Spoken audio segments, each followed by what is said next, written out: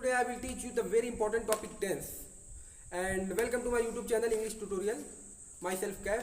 Today I will teach you very important topic, very important chapter, very important lesson tense. So kindly pay attention on your mind and listen carefully for my voice. So दोस्तों आज हम लोग tense के बारे में पढ़ेंगे. Tense basically tense जो है तीन टाइप के होते हैं, present tense, past tense and future tense. और उसके अंदर चार सब टाइप होते हैं. प्रेजेंट के indefinite, present continuous, present perfect, present perfect continuous. और उसी तरह पास्ट में होते हैं past indefinite, past continuous, past perfect continuous. उसी तरह आपके जो है फ्यूचर में होते हैं future indefinite, future continuous, future perfect continuous. तो मेजरली जो है टेंस थ्री टाइप के होते हैं. There are three type in tense: present tense, past tense, future tense, वर्तमान काल, भूतकाल, भविष्यकाल. और उसके अंदर चार सब टाइप आते हैं जो कि मैंने अभी आपको बताया. तो आज हम लोग बिल्कुल बेसिक से टेंस की एक नई सीरीज स्टार्ट कर रहे हैं. तो लेट बिगिन. आज हम लोग तुरंत स्टार्ट करेंगे और सबसे पहले हम लोग आज स्टार्ट करेंगे प्रेजेंट इंडेफिनिट टेंस से, क्योंकि प्रेजेंट टेंस वर्तमान काल का हम लोग पहली सीरीज स्टार्ट करेंगे और उसमें चार जो है सब टाइप. उसमें पहला सब टाइप हम लोग स्टार्ट करेंगे जो है प्रेजेंट इंडेफिनिट टेंस. तो प्रेजेंट इंडेफिनिट टेंस जैसे कि आप यहाँ देख रहे हैं, मैंने एक चार्ट बनाया है. यहाँ पर है टेंस थ्री टाइप के होते हैं: present tense, past tense, future tense. ये तीन टाइप के टेंस हैं और इसके अंदर चार सब टाइप हैं. प्रेजेंट टेंस के अंदर present indefinite, present continuous, present perfect continuous. इसी तरह पास्ट में है past indefinite, past continuous, past perfect continuous. इसी तरह फ्यूचर में. ठीक है. तो आज जो हम लोग पढ़ेंगे टेंस, हमने जाना कि टेंस कितने टाइप के होते हैं. तीन टाइप के होते हैं. पहला ये, दूसरा और ये तीसरा. अब इसके अंदर जो ए नंबर पे है पहला, क्योंकि प्रेजेंट टेंस पढ़ेंगे वर्तमान काल, तो उसमें पहला टेंस हम लोग पढ़ेंगे present indefinite tense.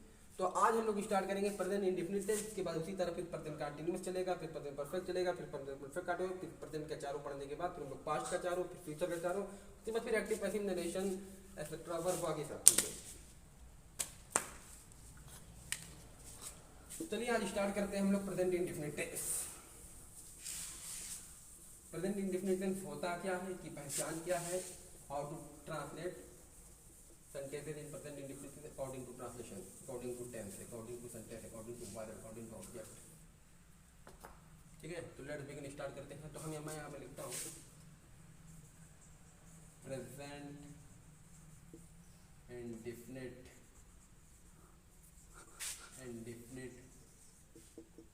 Tense. Present indefinite tense. तो आप लोगों ने पढ़ा होगा कि जिस वाक्य के अंत में ता है, ते है, ती इत्यादि शब्द आते हैं उसे प्रेजेंट इंडेफिनिट टेंस या वर्तमान काल कहते हैं. ठीक है. लेकिन मैं इसको थ्री टाइप से आपकी और पहचान कराता हूँ, तीन तरह से. पहले आप इस पे फोकस कीजिए. इंडेफिनिट. डेफिनिट का मतलब होता है निश्चित और इनडेफिनिट का मतलब होता है अनिश्चित. तो जो कार्य करने पर कब हुआ इसकी निश्चितता ना पता हो तो उसमें आप प्रेजेंट टेंस का उपयोग करते हैं. जैसे कि वह जाता है, दूध वाला दूध लाता है, लेकिन वो कब लाता है, वह कब जाता है, इस बारे में नहीं पता. वो कब जाता है, वो जाता है, कार्य हो रहा है, एक्शन हो रहा है, लेकिन कब जाता है ये नहीं पता. तो पहले आप ये जान जाएंगे एक तरह से. दूसरी तरह ये है कि आप एक ट्रूथ जानते हैं. यूनिवर्सल ट्रूथ है, हैबिचुअल ट्रूथ है. तो आप पहले यूनिवर्सल ट्रूथ, जैसे सूरज पूर्व से निकलता है, the sun rises in the east, तो ये एक सच्चाई, एक ट्रूथ है. और एक आपकी एक हैबिट होती है. जैसे मैं प्रतिदिन टहलने जाता हूँ, तो ये आप टहलने जाते हो, ये आप बता रहे हो. जाता हूँ ता से आपकी इस बात का आप संदेश दे रहे हैं कि प्रेजेंट इंडेफिनिट टेंस में आप बात कर रहे हैं. दूसरी बात ये, मैं प्रतिदिन टहलने जाता हूँ, ये आपका एक हैबिट है, आप प्रतिदिन जाते हैं. वे लोग प्रतिदिन स्नान करते हैं, ये उनकी हैबिट है, वो प्रतिदिन स्नान करते हैं. तो इस तरह के वाक्य प्रेजेंट इंडेफिनिट टेंस में आते हैं. और इसकी पहचान ये है कि जिस वाक्य के अंत में ता है, ते है, ती इत्यादि शब्द आते हैं उसे प्रेजेंट इंडेफिनिट टेंस कहते हैं. ठीक है. तो आई होप आपको समझ में आ गया होगा. तो अब हम लोग इसमें जो है सेंटेंस को, जो हिंदी को इंग्लिश में जो ट्रांसलेट करेंगे, उसके चार नियम हैं. पहला जो सेंटेंस है हमारा बनाने वाला, जैसे वह जाता है, दूध वाला आता है, मछुआरा मछली को मारता है, तो ये जो सिंपल है इसको बोलते हैं अफर्मेटिव सेंटेंस, जो कार्य हो रहा है. और एक होता है निगेटिव, जैसे मछुआरा मछली नहीं मारता है, दूध वाला दूध प्रतिदिन नहीं लाता है. ठीक है. तो इसको निगेटिव है, नहीं लाता, जिसमें नॉट का प्रयोग होगा. और एक होता है इंट्रोगेटिव, क्या से प्रारंभ होने वाले वाक्य, जैसे क्या प्रतिदिन मोहन स्कूल जाता है, क्या वो प्रतिदिन टहलने जाता है, क्या दूध वाला प्रतिदिन दूध लाता है. और एक होता है WH ग्रुप, जिसमें क्या, क्यों, कब, कैसे, हाउ, व्हेन, हाउ, वेयर, ये सब प्रयोग होते हैं. ठीक है. उसके बाद हाउ मेनी, हाउ मच है, हुम है, टू हुम है, हुज है, विच है, व्हेन है, इस सारी चीज़ों के बारे में हम लोग ट्रांसलेट करेंगे. तो सबसे पहले हम लोग स्टार्ट करते हैं अफर्मेटिव सेंटेंस. और उसके बाद फिर नेगेटिव, फिर इंट्रोगेटिव, इसी तरह हम लोग पढ़ते रहेंगे। तो लेट्स बिगिन, स्टार्ट करते हैं। अफर्मेटिव, तो मैं लिखता हूँ अफर्मेटिव सेंटेंस।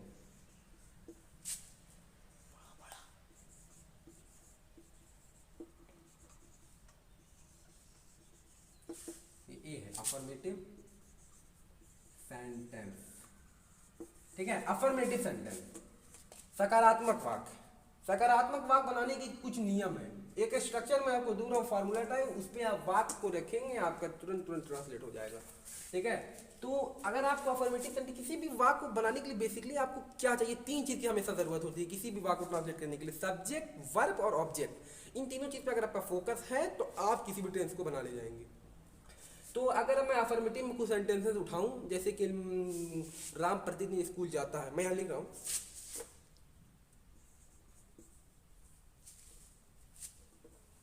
राम प्रतिदिन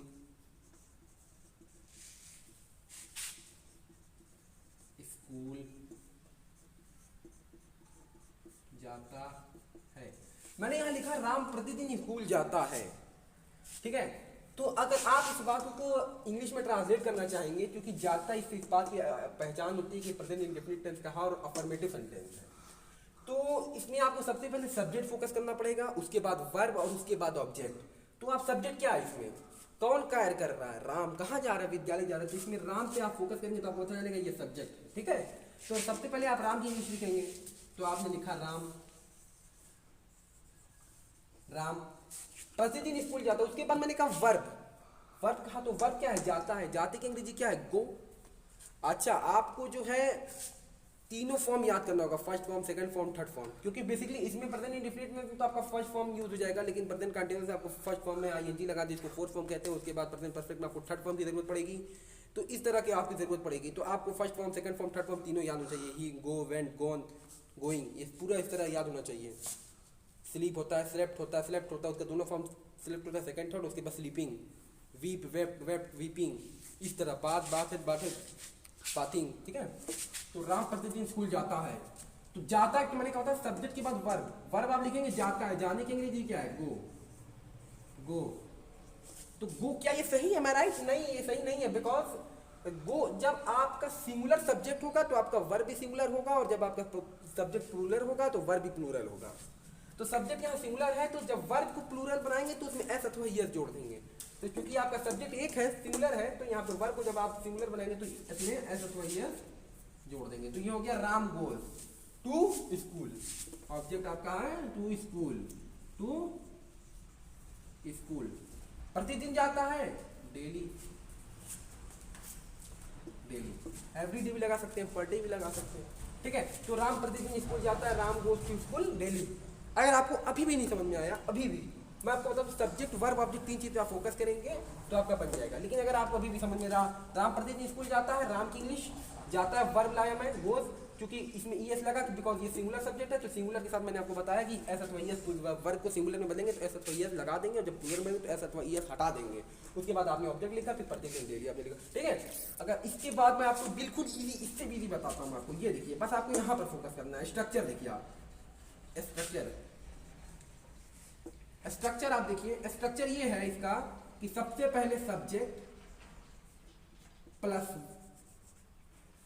वर्ब प्लस ऑब्जेक्ट, बस इसी के अंदर आपको रख देना, इसी formula, subject plus verb plus object, इसी में आपको रख देना है, आपका सेंटेंस ऑटोमेटिकली बन जाएगा। मैं दिखाता हूँ आपको सेंटेंस बनाकर, आपको कोई इंग्लिश, कोई मीनिंग कुछ भी नहीं देखना है, सीधे आपको इस पे फोकस करना है, इस पे आपको रख देना है वाक्य, आपका तुरंत वाक्य बन जाएगा। जैसे मैं लिखता हूँ,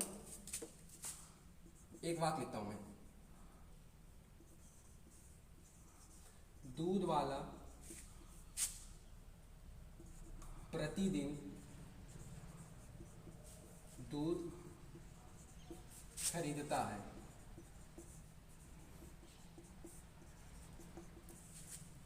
ठीक है। दूध वाला प्रतिदिन दूध खरीदता है, खरीदने के अंग्रेजी टू बाय। तो अगर आप यहां देखेंगे, दूध वाला प्रतिदिन दूध खरीदता है, बेचता, कुछ भी आप लेने, मान लीजिए आपने बेचता ले लिया, बेचता ले लिया, अकॉर्डिंग टू यू,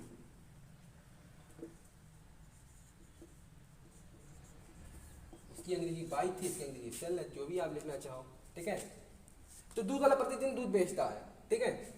तो दूध वाले की अंग्रेजी आपको यहाँ पे कुछ नहीं देखना, आपको यहाँ पर ये कह रहा है फॉर्मूला, ये स्ट्रक्चर कह रहा है कि सबसे पहले आप सब्जेक्ट को लाइए। सब्जेक्ट कहाँ है भाई? तो सब्जेक्ट ये कौन दूध बेचता है, तो प्रतिदिन दूध वाला, तो दूध वाले की इंग्लिश आप यहाँ पे सब्जेक्ट है, तो सब्जेक्ट दूध वाले की इंग्लिश क्या है? मिल्कमैन। तो हम बिना कुछ समझे सब्जेक्ट यहाँ भर देंगे मिल्कमैन, ठीक है, मिल्कमैन। उसके बाद क्या कह रहा है? कह रहा है कि वर्ब लाइए, बेचता है, सेल, ठीक है, एस जोड़ेंगे इसमें अथवा। उसके बाद क्या कह रहा है? ऑब्जेक्ट दूध, milkman sell the milk, milk daily, per day, कुछ भी लिखिए आप, या डेली लिखिए आप, ठीक है। तो दूध वाला प्रतिदिन दूध बेचता है, milkman sells the milk per day. आपने इसमें रखा, आपका वाक्य बन गया। आई होप आपको समझ में आ गया होगा कि सब्जेक्ट आपने रखा दूध वाला, वर्ब आपने रखा बेचता है, सेल, अगर आप खरीदना लिखते तो बाय हो जाता। उसके बाद अगर आप ऑब्जेक्ट रखेंगे तो उसके बाद पूरा मिल्क डे, प्रतिदिन या डेली, आपका काम हो गया। पर डे भी लगा सकते थे, एवरीडे भी लगा सकते हैं, आपके ऊपर डिपेंड करता है क्या लगा रहे हैं, ठीक है। एक वाक्य पर और बताते हैं, उसके बाद फिर हम लगाएंगे नेगेटिव पर। अच्छा अब देखिए, अब मैं आपको कहूं जैसे मछुआरा मछली पकड़ता है, मछुआरा मछली पकड़ता है। आप देखिए,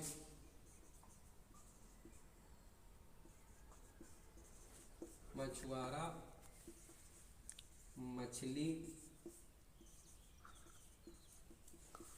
पकड़ता है, मछुआरा मछली पकड़ता है। मछुआरा की इंग्लिश आप सबसे पहले इस पे फोकस है, subject plus verb plus object. Subject क्या है इसमें? मछुआरा, कौन पकड़ा? मछली, मछुआरा पकड़ा। मछुआरे की इंग्लिश फिशरमैन, तो आप यहाँ पे लिखेंगे फिशरमैन, FISHERMAN, फिशरमैन। नहीं मैं बढ़िया लिख देता हूँ, अच्छे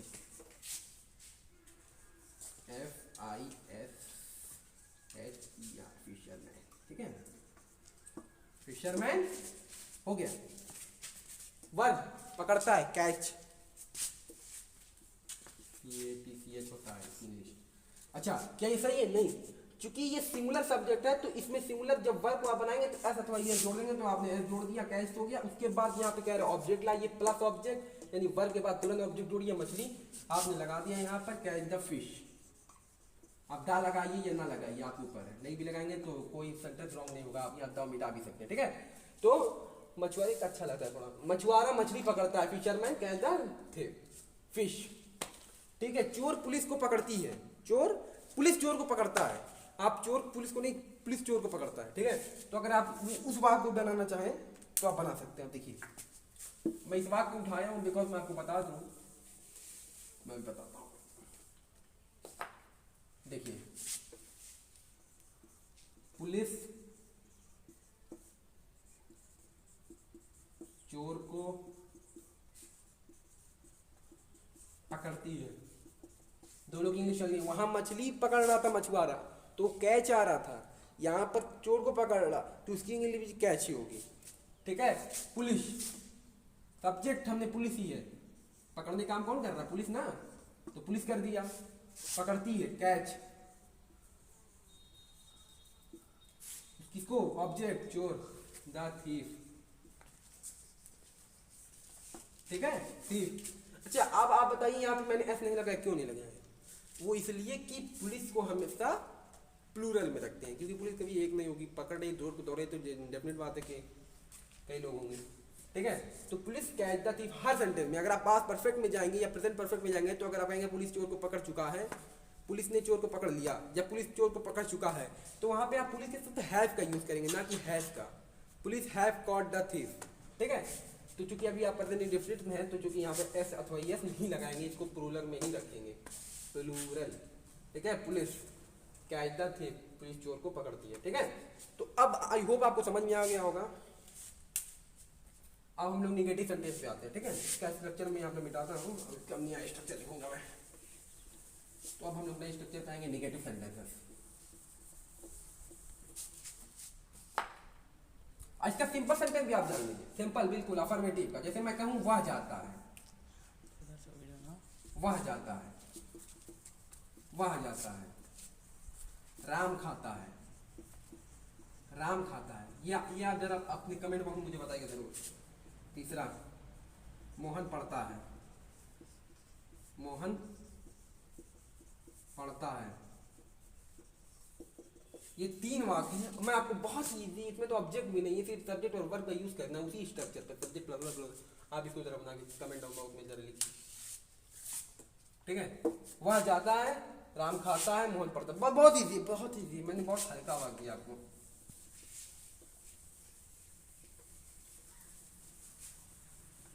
ठीक है, अब हम लोग आते हैं निगेटिव सेंटेंस पे। तो निगेटिव सेंटेंस जैसे कि मैं लिख रहा हूं,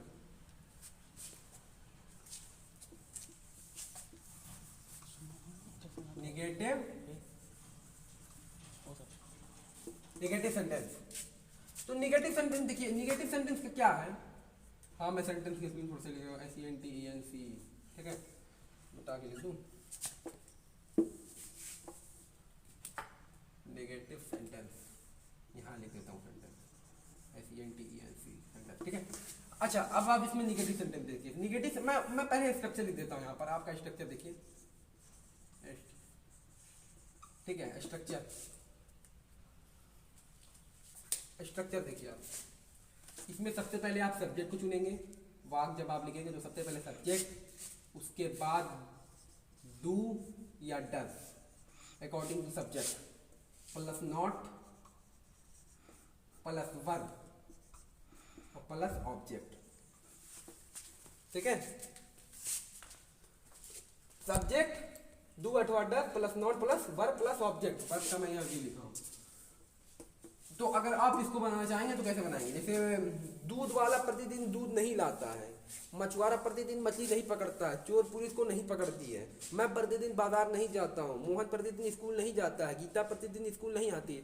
अगर इस तरह के सेंटेंस में जो नकारात्मक वाक्य है, इनको आप बनाएंगे किस तरह बनाएंगे। मान लीजिए मैं लिखता हूँ कि मैं प्रतिदिन स्कूल नहीं जाता हूँ, मैं प्रतिदिन स्कूल नहीं जाता, मैं प्रतिदिन स्कूल नहीं जाता हूं, मैं प्रतिदिन स्कूल नहीं जाता हूं। आप इसे फोकस कीजिए स्ट्रक्चर पे, सब्जेक्ट डू अथवा does plus not plus verb और प्लस ऑब्जेक्ट। तो सब्जेक्ट इसमें क्या है, मैं के लिए क्या आएगा, आई, आपने आई लिख दिया। अच्छा, मैं अब डू अथवा डज कब लगेगा, डू अथवा डज का प्रयोग आपके सब्जेक्ट पर डिपेंड करता है। आपका सब्जेक्ट अगर सिंगुलर है तो डज लगेगा, और अगर सब्जेक्ट प्लूरल है तो डू लगेगा। क्योंकि आई सिंगुलर प्लूरल है तो आपके लिए आप क्या लगाएंगे, सिंपली डू लगाएंगे। तो आई डू, नॉट आपको लगाना है, आई डू नॉट, जाता है गो, ऐसा थोड़ा इस नहीं लगाएंगे क्योंकि subject plural. To school, to school daily. वैसे भी नोट के बाद आपका हाँ इसमें गो लगता ही नहीं है, ठीक है। मैं प्रतिदिन स्कूल नहीं जाता हूँ, I do not go to school daily, ठीक है। मछुआरा प्रतिदिन मछली नहीं पकड़ता है, माली प्रतिदिन माला नहीं बनाता है, मोची प्रतिदिन जूते की मरम्मत नहीं करता है। तो इस तरह के सेंटेंसेस को जब आप बनाएंगे तो इसी स्ट्रक्चर पे देखेंगे। मैं आपको और सेंटेंस बना के दिखा रहा हूँ 2-3, देखिए आप। मैं प्रतिदिन स्कूल नहीं जाता, आप ये जान के मैं और सेंटेंस देता हूँ। जैसे मोची प्रतिदिन, ठीक है, मोची वाला हो गया। अब आप एक नया सेंटेंस देखिए, मैं आपको दे रहा हूँ दूसरा सेंटेंस, बहुत ही नया।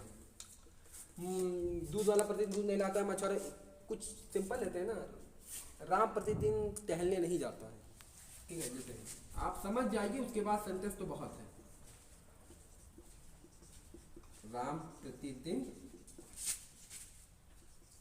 टहलने नहीं जाता है, नहीं जाता है।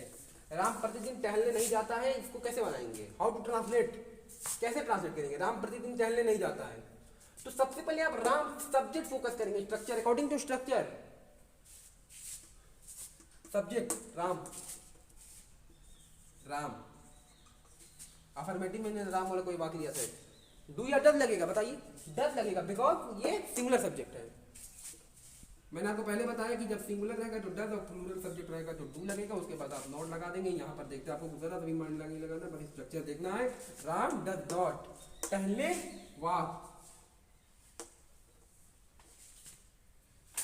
गो, पहले ये जाता, ये वर्ड नहीं, राम डज नॉट गो, कहाँ नहीं जाता टहलने, go to walk, go to walk, वही पर डे लगा दीजिए, चाहे आप जो लगा दीजिए per day. Ram does not go to walk per day, Ram प्रतिदिन टहलने नहीं जाता है। इसी तरह से आप जितने भी सेंटेंस बनाना चाहे बना सकते हैं इस फॉर्मूले की स्ट्रक्चर पर के। सबसे पहले आपको फोकस करना होगा सब्जेक्ट, फिर डू अथवा डज, अगर सब्जेक्ट सिंगुलर है तो डू डज का, फिर सब्जेक्ट प्लूरल है तो डू का, उसके बाद नॉट, फिर प्लस वर्ब, उसके बाद फिर ऑब्जेक्ट। ठीक है, तो आई होप आप समझ गए होंगे, you understand better than me. अब हम लोग जो है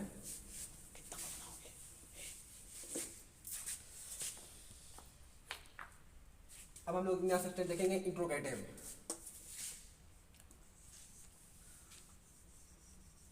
इंटरोगेटिव सेंटेंस, ठीक है, इंटरोगेटिव सेंटेंस। हाँ तो आप निगेटिव में बता दूं,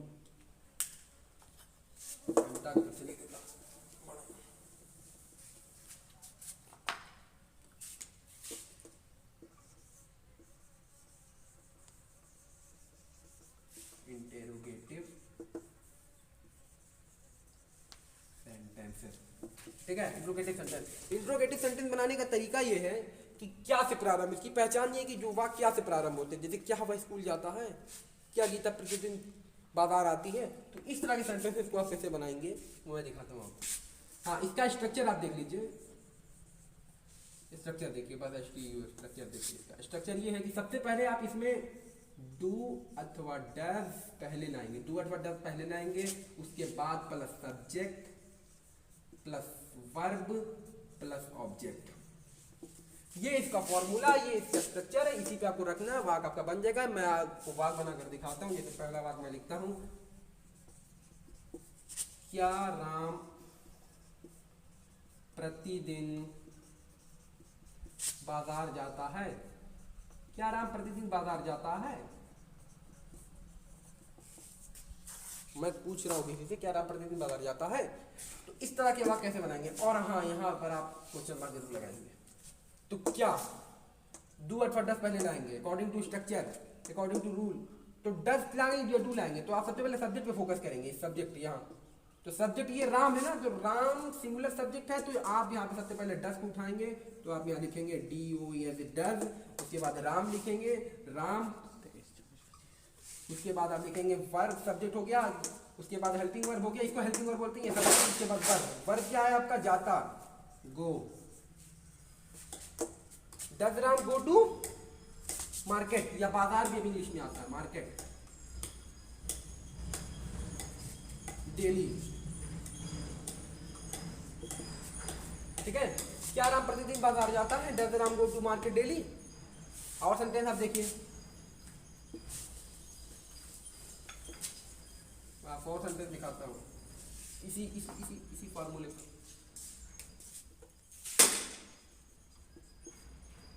क्या विद्यार्थी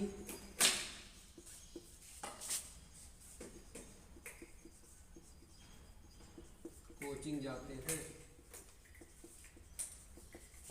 क्या विद्यार्थी कोचिंग जाते हैं। विद्यार्थी एक तो होगा नहीं, कई होंगे, जाते हैं, तो डू लाएंगे आप, तो डू लिखिए आप यहाँ पर, डू हो गया। सब्जेक्ट क्या है, विद्यार्थी,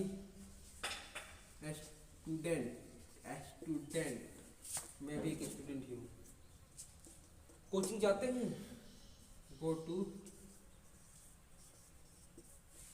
कोचिंग, कोचिंग यहाँ पे भी लिख दे रहा हूँ अच्छे से,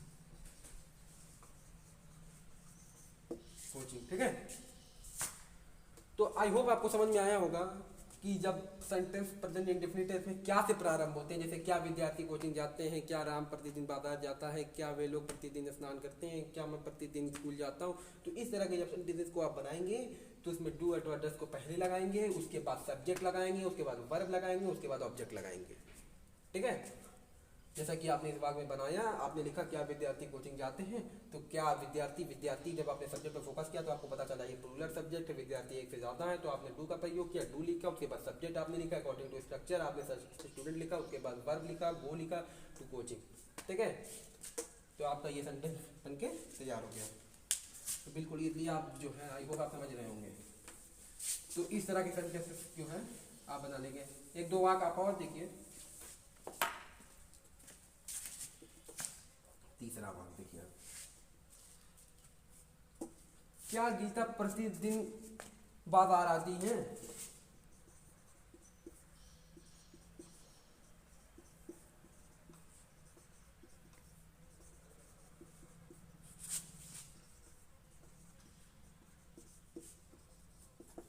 क्या गीता प्रतिदिन पढ़ती है? पढ़ती है। क्या लगाएंगे? सब्जेक्ट पे फोकस करेंगे। अब तो आपको सबको आप समझ में आ गया होगा कि सब्जेक्ट पे जब आप फोकस करेंगे तो गीता है, क्योंकि आप क्या लगाएंगे? डज लगाएंगे। आपने यहाँ लगाया डज, गीता को गीता आपने लिखा। उसके बाद आपने पढ़ा तो स्टडी का अध्ययन होता है, आपने चूंकि पढ़ती है तो रीड होगा, डज गीता रीड डेली। ठीक है, ये आपका सेंटेंस हो गया। और अब आप इसी तरह के और भी सेंटेंस बहुत इजीली इसी स्ट्रक्चर पे अगर आप do does plus subject plus verb plus object पे आप लगा के बिल्कुल इजी से आप बना सकते हैं। तो आई होप आपको ये वीडियो बहुत अच्छे से समझ में आया होगा और बहुत अच्छे से पसंद आया होगा। तो मैं आशा करता हूँ कि आपको ये वीडियो बहुत अच्छे से पसंद आया होगा और आपको हर चीज़ समझ में आएगी। तो मेरे वीडियो को लाइक कीजिए, सब्सक्राइब कीजिए, शेयर कीजिए। और if you have any difficulty, if you have any problem, you can write on comment box, I can solve you easily. ठीक है, तो I hope you understand better than us. तो interrogative sentence आपने समझा, affirmative समझा, negative समझा। अब कल जो है हम लोग इसी से रिमेनिंग पार्ट इसको दोहराने के बाद हम लोग फिर नेक्स्ट पार्ट में WH group how many how much सारी तरह के पढ़ाएंगे। और अगर आपको if you have any difficulty you can write on my comment box. And जो है मेरे चैनल को सब्सक्राइब कीजिए, लाइक कीजिए, शेयर कीजिए। नमस्कार।